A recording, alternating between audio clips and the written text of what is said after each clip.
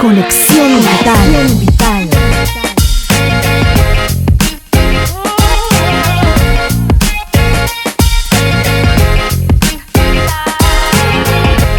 Conexión Vital. Buenas noches a todos los televidentes, buenas noches a don Renzo Céspedes que nos acompaña el día de hoy. La idea y el tema de hoy, don Renzo, entrar en temas de Transpacífico y tratados internacionales en el tema de agro. Buenas noches. Buenas noches, Francisco. Muchas gracias por la invitación y un saludo muy cordial a toda la audiencia con el fin de poder tener la oportunidad, es muy importante, de conversar acerca de las expectativas, resultados y los grandes retos que enfrenta este gobierno en su cierre y el próximo gobierno de frente a los procesos de apertura comercial en que han pretendido involucrar al país de una manera directa y afectando aspectos de sobrevivencia y competitividad de una gran multiplicidad de sectores. Pues sí, después de la fiesta electoral, don Renzo, nos encontramos con una asamblea legislativa diferente. La actual no logró pasar el Transpacífico, ni Alianza del Pacífico, ni ningún otro de los tratados que está en el medio, y nos preocupa ya no si lo pasan o no, ya eso será un tema legislativo que se vivirá en su momento, sino las posibles consecuencias de las afirmaciones de doña Laura de que ella sí o sí va con este tratado de Transpacífico y las posibles consecuencias que pueda tener para los sectores sensitivos, papa, cebolla, arroz, frutas en general, verduras, etc. Sí, es importante señalar en primer lugar que el gran problema que tenemos en el país es que el mal manejo de la política cambiaria que ha venido afectando la competitividad del sector agropecuario, del sector agroexportador en general, del sector agroindustrial, producto de la revaluación cambiaria de más de un 30% del colón frente al dólar, es un elemento que está afectando sensiblemente nuestra competitividad. Se vuelve un elemento de costo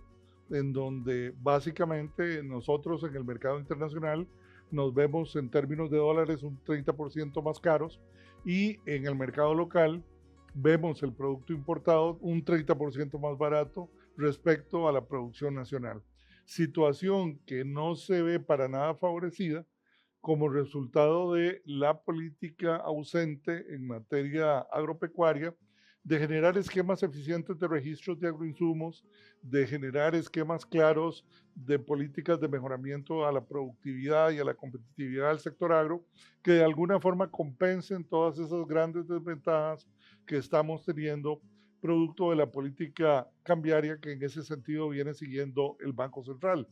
Por otro lado, si además de eso sumamos el problema de una política arancelaria en donde el gobierno de manera realmente irresponsable y poco identificada con la realidad de cómo se maneja la política arancelaria de los productos agrícolas en el mercado mundial, ha venido desmantelando los aranceles del arroz, ha buscado desmantelar el arancel de papa, ha buscado facilitar los esquemas de importación, eliminando los niveles de análisis de riesgo de plagas, eliminando los requisitos de control fitosanitario de carácter obligatorio, que en materia de inocuidad el país debería de tener vigente para poder controlar la importación de productos de dudosa calidad y sobre todo de productos de segunda que vienen por lo general a precios de liquidación de países principalmente del Mercosur y de países principalmente de Sudamérica, como el caso del Perú, en el caso de papa y cebolla, y de Canadá en el caso de la papa. Entonces, en el marco de esa realidad preocupante, nos insertan, nos meten en el proceso de no solo la solicitud de gestión para incorporarnos a la Alianza del Pacífico, sino que además nos meten ya en un protocolo de adhesión formal para adherirnos al Transpacífico. O sea, en donde ambos bloques, a cual más de los dos, no tienen absolutamente nada que ofrecer en términos de ventaja competitiva y en términos de creación de oportunidades de nuevas opciones de mercado y de comercio al país, sino que más bien ambos bloques, la participación en ambos bloques, dadas las condiciones desde las cuales está partiendo el sector productivo agropecuario nacional, sencillamente nos llevan a una situación en donde particularmente lo que se van a promover son las importaciones de producto de los países miembros del Transpacífico y de los países miembros de la Alianza del Pacífico, sobre todo porque ahora se va a destrabar el aspecto administrativo de la Alianza del Pacífico que estaba paralizado mientras se ocupó la presidencia pro tempore de Perú, que ahora pasó a manos específicamente de México y por conocimiento directo que tengo a alto nivel de las autoridades de gobierno mexicana, podríamos decir que hay una decisión ya política de parte de México de buscar reactivar ese proceso de adhesión de Costa Rica a la Alianza del Pacífico, en donde particularmente se nos va a agravar aún más la situación, porque no es solo entrar a competir en condiciones desiguales frente a países como México y Perú, que ya los tenemos en el Transpacífico, o como Chile, sino que además va a implicar agregar a un socio comercial más tremendamente peligroso, como lo es el caso de Colombia. Entonces, en el marco de ese esquema, lo que estamos viendo es que se están abriendo los mercados de una manera muy irresponsable, sin generar las medidas compensatorias necesarias para garantizar aspectos de competitividad al sector agropecuario y al sector agroindustrial y agroexportador nacional. Entonces, el problema que hay es que si analizamos la canasta de oferta exportable de Costa Rica al resto del mundo, lo que tenemos ahí es que el grueso de nuestra canasta de oferta exportable está compuesta por artículos o productos de alta tecnología que se producen bajo el ámbito de la zona franca y que prácticamente alcanzan los 18.100 millones de dólares. Si aparte de eso empezamos a sumar el resto, encontramos que hay productos como las piñas, como los plátanos, como las raíces y tubérculos, como el café, como el banano, como los concentrados de jugos de frutas, entre otros, que efectivamente vienen a rellenar, digamos, esa parte residual de nuestras exportaciones y que básicamente podemos percibir está muy enfocada en términos de importancia, con la excepción de los neumáticos nuevos de caucho que produce el grupo Bridgestone Firestone. Con excepción de ese producto, el resto son productos de la industria alimentaria, son productos de carácter agropecuario, que sin duda alguna se van a ver tremendamente afectados porque, por un lado, no tienen oportunidad de aprovechar nichos de mercado ni en la Alianza del Pacífico ni en el Transpacífico, porque, por un lado, digamos, en el caso de Alianza del Pacífico, casi que la misma oferta exportable que Costa Rica tiene es la misma oferta exportable que tienen países como Colombia, países como Perú, países como México en esa materia, o cuentan con producción local lo suficientemente relevante como para no requerir ninguna importación, y más bien ellos sí establecen ARPs muy rigurosos, establecen mecanismos de control en etiquetado y en aspectos de control fitosanitario muy rígidos para justamente defender su producción nacional, situación que nosotros no hacemos, de forma tal que si entramos bajo esas condiciones tan desiguales, no hay que ser un vidente para darnos cuenta que o no vamos a entrar a esos mercados nunca por las restricciones de carácter no arancelario que estos países tienen vigente en materia agrícola, o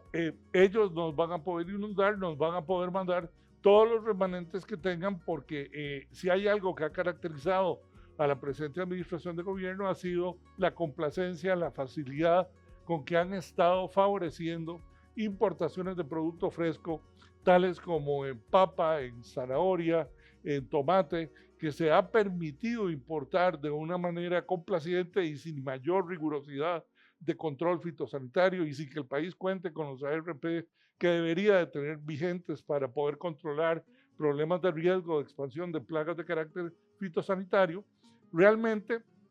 tenemos entonces que esa realidad lo único que hace es crear un flujo de comercio absolutamente desigual. Nosotros no vamos a crecer en exportaciones para nada y ellos van a poder enviar todo lo que quieran a nuestro mercado, tanto desde la Alianza del Pacífico como del Transpacífico. La diferencia entre ambos bloques es que en el caso del Transpacífico los riesgos se expanden, se amplían de manera exponencial porque se van a poner en riesgo una gran cantidad de nuevos sectores productivos. O sea, se van a poner en riesgo realmente una gran cantidad de actividades y sectores de producción que no van a poder competir en condiciones de igualdad con los socios del Transpacífico y que más bien se van a ver afectados en el mercado local. ¿Como qué sectores? Por ejemplo, el café, donde vamos a tener problemas muy serios con Vietnam y Perú. En el caso de aceite de palma, donde vamos a tener problemas muy serios con Malasia, que es nada más y nada menos que el segundo productor de aceite de palma del mundo. En materia de preparaciones alimenticias y sector lácteo, vamos a tener problemas con Nueva Zelanda. En materia de carne bovina deshuesada y de algunos otros productos cárnicos, vamos a estar en problemas con Australia y Nueva Zelanda. Y particularmente en arroz con Vietnam y Uruguay, que está solicitando recientemente su incorporación al bloque del Transpacífico. En lácteos con Nueva Zelanda y en el sector hortícola vamos a tener amenazas claramente identificadas en Perú, México y Canadá, con exportaciones de tomate, papa, cebolla y zanahoria fresca que van a complicar el escenario de sobrevivencia de la producción hortícola nacional. Don Renzo, vamos a tomar, al regresar de la microcápsula que tenemos de la Unión Médica Nacional, el tema hortícola, pero me interesa dejar en claro que en este momento, solo por el ingreso del grupo Firestone Bridgestone, que no es despreciable, deberíamos ir a pelear eso con tratados individuales o con negociaciones individuales, porque ahí se generan empleos y vienen ingresos para el país. Estamos arriesgando casi la mitad de los productos o más de la mitad de los productos hortícolas que tenemos. Y es que ni siquiera le vamos a resolver los problemas a Bridgestone o a Firestone, porque ya Firestone está exportando con cero arancel a través de los tratados de libre comercio bilateral, está exportando llantas a Colombia y a Perú, de manera tal que ahí no se está abriendo ninguna oportunidad adicional. Y si no lo hacen en exportaciones directas a México, básicamente es porque en México no han podido encontrar un nicho de mercado que les favorezca y ellos tienen un par de plantas de producción allá que sustituye sus necesidades. Pero además, si vamos al sudeste asiático, con mucho menos razón, hay una posibilidad de poder exportar y ser competitivos, dados nuestros altos costos de transporte marítimo portuario, dadas nuestras severas limitaciones a nivel del puerto de Caldera y de los altísimos costos operativos y largos tiempos de tránsito que nos demanda en este momento poder pretender exportar hacia el sudeste asiático. Muy bien, ahora sí vamos a nuestra cápsula de nuestros aliados comerciales.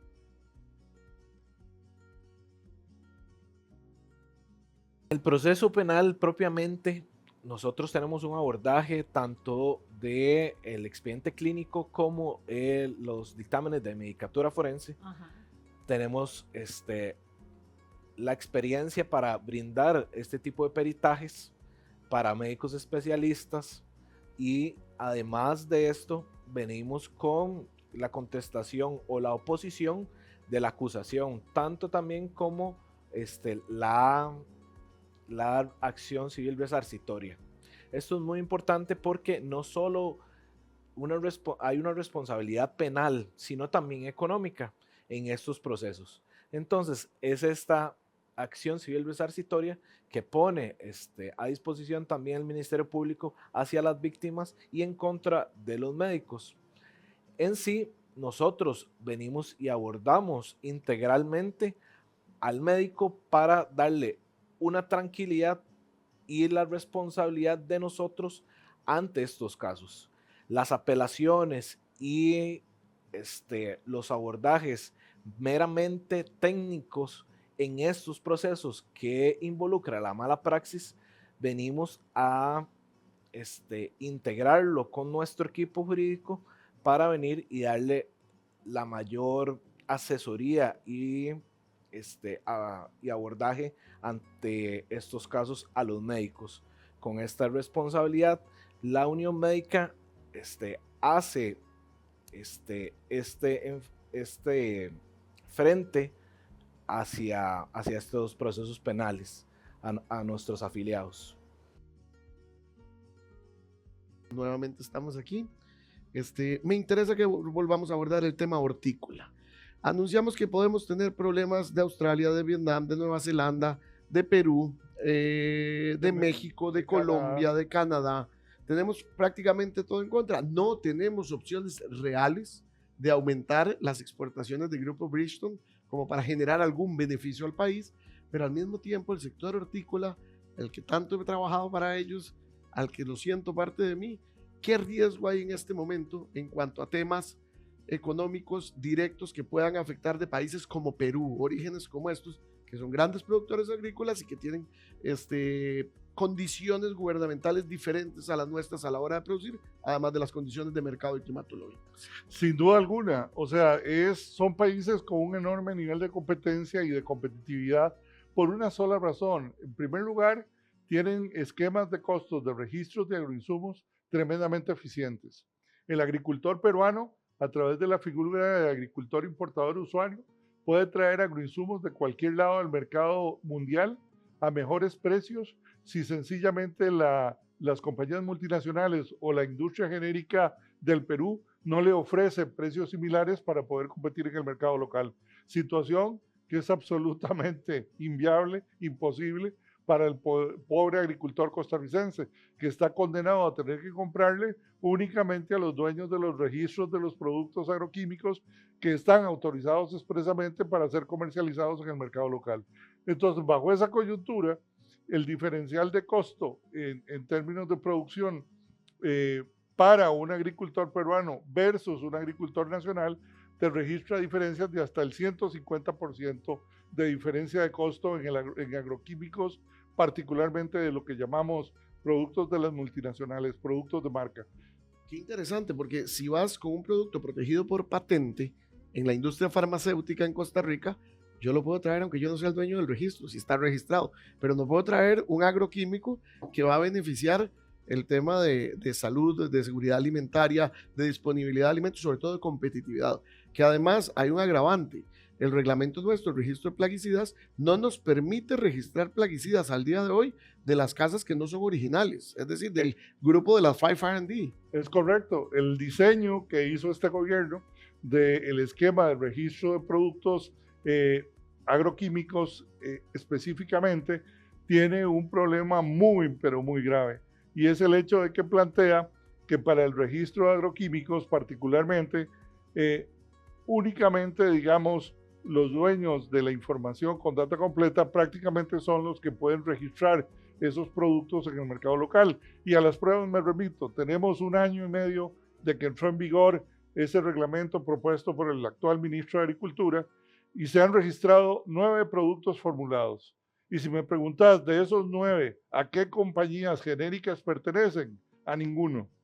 Todos esos 9 productos formulados pertenecen a Corteva, a Bayer y a Syngenta, grupos multinacionales que son los únicos que de conformidad con la nueva normativa pueden realmente registrar en el mercado. De manera tal que al paso que vamos estamos en el marco de una sentencia en donde el sector genérico de producción de agroquímicos prácticamente va a desaparecer antes de este año y vamos a tener a un agricultor absolutamente condenado a tener que consumir productos de marca, situación que no ocurre ni en México, ni en Perú, ni en Colombia, ni en Chile, ni en ningún otro país del Transpacífico. O sea, realmente es entrar a competir con las manos amarradas en condiciones absolutamente desiguales y en donde particularmente no hay que ser un gran vidente para darse cuenta de que eso va a afectar severamente la posibilidad de sobrevivencia de casi la totalidad del sector productivo nacional que comentemos en este caso a nivel del sector hortícola, porque el sector hortícola, productor de papa, de cebolla, de zanahoria, son productos, digamos, que demandan uso de agroquímicos dentro de su modelo de costo de producción y que además son productos que particularmente, digamos, en el caso del Perú, se producen de una manera no solo eficiente, sino con un costo de mano de obra que representa 1/3 parte del costo de mano de obra que enfrenta el agricultor costarricense, dadas las cargas sociales y dados los problemas de las restricciones que encarecen en el país los términos de contratación de la mano de obra nacional, que reforzada con el problema de la revaluación cambiaria, vuelve la mano de obra costarricense nada más y nada menos hoy como la mano de obra desde el punto de vista de salarios mínimos más cara de toda Latinoamérica. Don Renzo, con esto me parece muy interesante, porque entonces un mercado pequeño de producción, un mercado pequeño para estas empresas de agroquímicos, un mercado que básicamente no representa el deseo de invertir de una transnacional, pero sí necesitamos esas herramientas para poder producir y competir a nivel mundial, está teniendo que nosotros mismos nos hacemos la zancadilla al pedir más requisitos de lo que le piden en un Brasil, un Colombia, un Ecuador a los agroquímicos. ¿Y por qué pongo estos nada más? Pues son los que están dentro del trópico, pero también estamos pidiendo más requisitos entonces que un Estados Unidos, que un Canadá, que un Alemania, que son tal vez los países con conciencia ambiental más fuerte, y estamos poniéndole la zancadilla a nuestros productores. Al mismo tiempo, les decimos que tienen que ser más eficientes que los que tienen más herramientas. Correcto. Y al mismo tiempo que tienen que producir Les impedimos. más cantidad con menos mano de obra, porque no pueden producir con la misma mano de obra, porque la de aquí es mucho más cara. Siendo Así que es. en lo personal no tengo problema con que sea más cara si le da calidad de vida a esos trabajadores, pero si es por el diferencial cambiario, el producto más caro, si es porque no tienen las herramientas, el producto más caro, si es porque dejamos entrar productos de mala calidad de otros países que ya son rechazos, que ya no tienen valor nutricional, que ya perdieron su vida útil, estamos realmente condenando a nuestros productores a desaparecer por carencia de inteligencia técnica de mercados por un lado y de que de una u otra forma nuestra condición económica en cuanto al diferencial cambiario no es la misma que un Perú. Sí, es correcto. Lo que agrava, digamos, la situación, producto del hecho de que versus el Perú, no solo el Perú tiene la ventaja de costos entonces de los agroinsumos hasta un 150% más baratos que los costos de los agroquímicos nacionales, sino que tiene una mayor diversidad de opciones de producto en el mercado, de opciones de agroinsumos que puede utilizar para combatir las diferentes plagas, y además tiene un costo de mano de obra muy inferior, con subsidios de parte del Estado y con seguros de cosecha, en donde el Estado peruano le cubre el 40% del costo del seguro de cosecha al agricultor del Perú. Situación que no ocurre en Costa Rica, que no existe en Costa Rica y que por lo tanto nos condena a poner en riesgo nuestra condición de seguridad alimentaria, nos condena a depender de 4 o 5 importadores que son los que hacen millones en el negocio, porque muy pocos son los que pueden tener la capacidad de infraestructura necesaria para manejar este tipo de productos, y nos coloca en una situación entonces de dependencia absolutamente peligrosa que va a profundizar la pobreza, el desempleo y la pérdida de calidad de vida de nuestras, principalmente de nuestras zonas rurales, que son las que absurda y contradictoriamente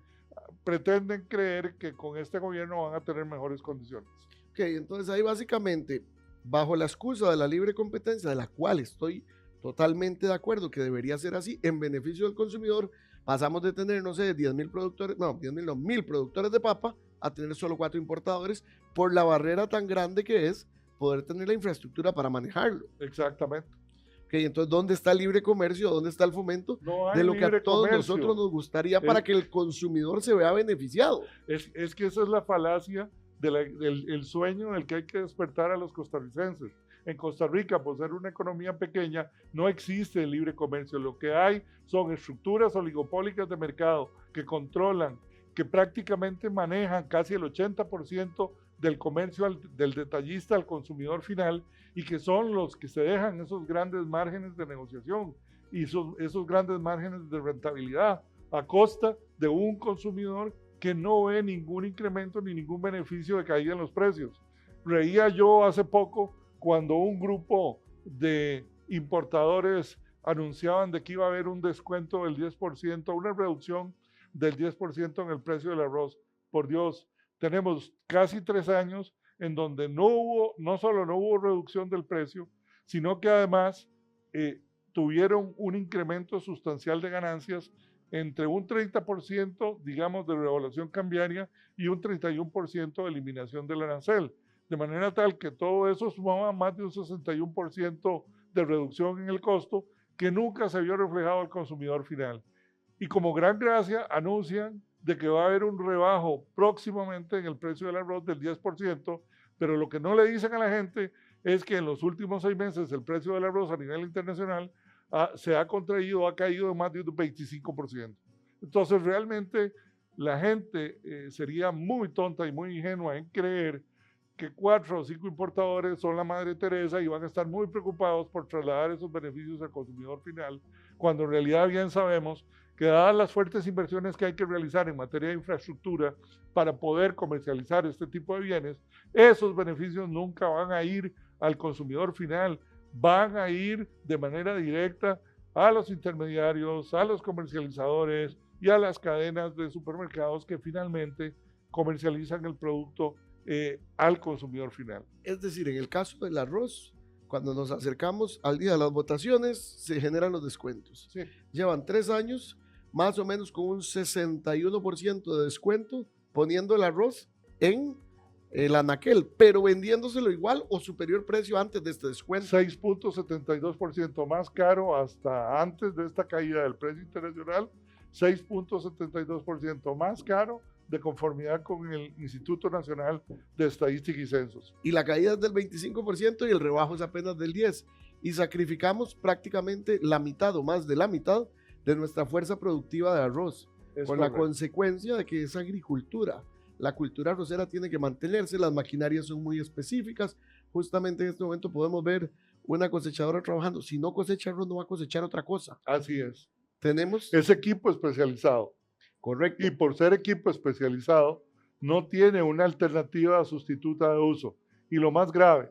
este tipo de políticas que atacan al nivel de bienestar de los pobres, pequeños y medianos productores de nuestras zonas rurales, lo único que ha provocado es la quiebra masiva de más de 300 agricultores, con una eliminación de puestos de trabajo de más de 25,000 puestos de empleo directos e indirectos que se han visto afectados en nuestras zonas rurales producto de estas decisiones de política de la actual administración. Entonces, realmente, ¿qué es lo que nos espera? Más hambre, más desempleo, más fincas sin un uso alternativo eficiente y efectivo, y eso únicamente va a complicar aún más la bomba de presión social que ya en este momento tenemos. Lorenzo, ¿qué se generaría o qué se ha generado en otros países cuando realmente quedan 2 o 3 competidores en un mercado de alto consumo, como puede ser el arroz, como puede ser la cebolla, como puede ser la papa, como puede ser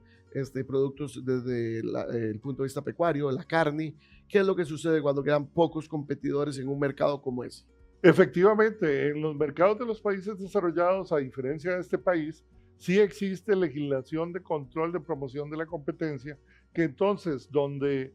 se encarga de revisar y analizar y donde encuentran situaciones de mercado en donde todo pareciera incrementarse en términos de una característica concentración oligopólica del mercado en manos de muy pocas manos, simple y sencillamente hay legislación muy fuerte que los obliga a vender a esas, digamos, empresas parte de su participación en el mercado, a desmembrarse y a tener que atomizarse para no permitir que exista esa concentración oligopólica, porque los gobiernos entienden con mucha claridad de países desarrollados que esas concentraciones oligopólicas lo único que hacen es favorecer el incremento en la rentabilidad de los fabricantes, de las empresas participantes, pero que no vienen a beneficiar el bien común a nivel de decir que van a favorecer de manera masiva los intereses del consumidor final. Entonces, ¿cuál es el problema que tenemos en Costa Rica? Que tenemos una legislación en materia de promoción de la competencia muy deficiente, que deja mucho que desear y que no tiene la capacidad ni los dientes de poder entrar a corregir esas distorsiones de mercado. Por eso hoy en día Costa Rica tiene los medicamentos más caros de todo Centroamérica, por eso Costa Rica hoy tiene medicamentos que incluso en Europa son muchísimo más baratos que acá, y además de eso, por eso Costa Rica hoy es un país muy caro, con un costo de vida muy alto y con un problema muy serio, y es que tenemos costos de nuestra alimentación muy superiores a los que tienen países vecinos como Nicaragua, como Honduras o como Guatemala mismo. Don Renzo, ¿qué se le podría decir en este momento a los diputados de oposición que van a tener que votar este tipo de tratados? ¿Cómo generar conciencia en ellos directamente, ya para cerrar el programa, y cómo hacer consciente al productor del riesgo que se viene si no genera presión en este momento, ya que nuestra presidenta electa afirmó que vamos a entrar en estos acuerdos comerciales? Bueno, la pretensión de este gobierno de creer que nos va a obligar a entrar en estos acuerdos comerciales, tanto en Alianza del Pacífico como en el Transpacífico, sin duda alguna puede acarrear nefastas consecuencias y resultados, y no a muy largo plazo, a muy corto plazo. Puede generar condiciones muy difíciles de sobrevivencia sobre una gran multiplicidad de sectores productivos del sector agropecuario que no sé a qué se van a dedicar, porque o a producir drogas, o a producir marihuana, o a producir algo que les resulte a nivel ilícito rentable para poder sobrevivir en el mercado, pero de otra forma no veo cómo van a poder sobrevivir bajo condiciones tan desiguales, lo que obliga a que nuestros diputados, principalmente de oposición, tengan claro que en este periodo del nuevo periodo legislativo que se viene, el bloque de los diputados de la oposición, llámese Liberación Nacional, Frente Amplio, uno de la Unidad Social Cristiana y uno de Coalición Ciudadana, tendrán la enorme responsabilidad de mantenerse unidos, de no ceder granjerías a cambio de nada para aprobar estos protocolos de adhesión o para aprobar estas solicitudes de adhesión a los bloques de Alianza del Pacífico o del Transpacífico, porque de otra forma el deterioro social acelerado que el país va a tener, simple y sencillamente nos va a pasar a todos la factura. Entonces creo que es muy importante que tengan conciencia de que no se pueden facilitar procesos inconsultos que no se realizaron de manera estrecha, directa, discutiendo con los sectores productivos y acatando las posiciones y recomendaciones y análisis técnicos que los sectores productivos en su momento plantearon. No se vale que si negociaron a su antojo y negociaron el cierre de la negociación del protocolo de adhesión de la forma en que ellos consideraron mejor cerrarlo, ahora vengan a exigir que el país les apruebe esta barbaridad con las implicaciones tan graves que esto va a tener en materia del efecto social en desempleo, en contracción de sectores y en pobreza, que eventualmente hará que este país sea todavía más inseguro y más lleno de problemas desde el punto de vista social. Perfecto, don Renzo, nos queda muy claro y hago mías las palabras de don Iván Barrantes que nos dio aquí. No entiendo cómo un agricultor va a votar por el continuismo, no entiendo cómo un agricultor votó por el continuismo porque ganaron las 4 provincias, las 3 provincias fuera del GAM. Bueno, muchísimas gracias por haber compartido con nosotros el día de hoy, por haber estado aquí en el programa y buenas noches a todos. Nos mantenemos en Conexión Vital. Conexión Vital.